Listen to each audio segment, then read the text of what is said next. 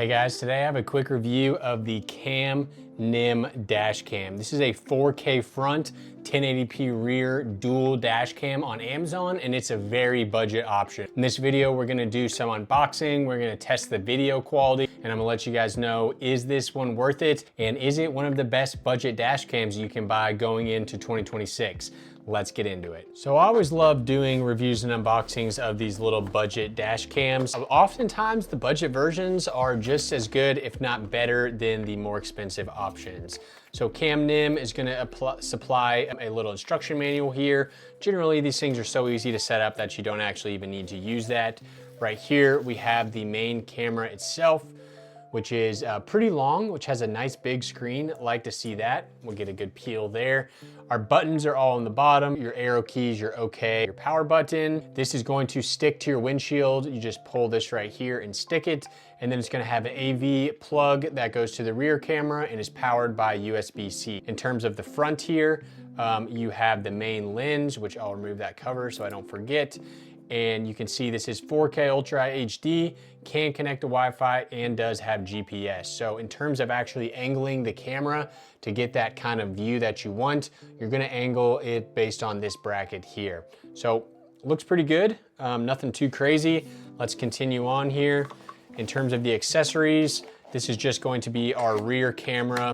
So this is an extra sticky that you can apply to the main camera if you need to.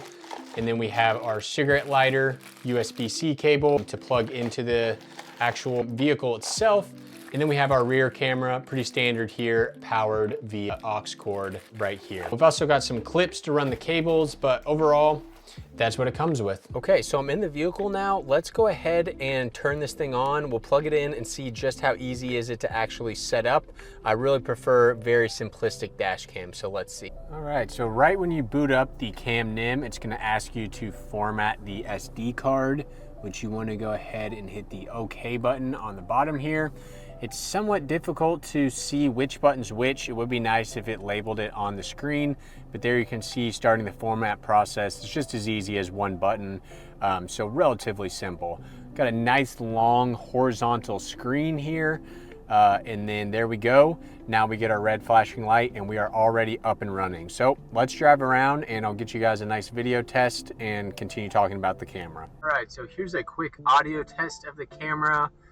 This camera does have onboard audio, so you can hear the voices in the car.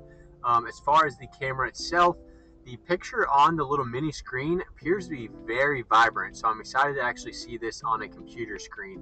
I'm recording directly to the SD card. Don't mess around with the app or anything like that. I just like to, if I get in an accident or something, I will use the SD card to pull the footage.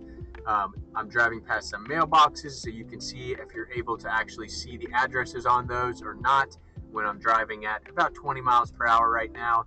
In terms of the dash cam itself, it doesn't have any on-screen display besides the little red dot. Like, it's not showing me my miles per hour or my geographical locations or anything like that, but that's okay.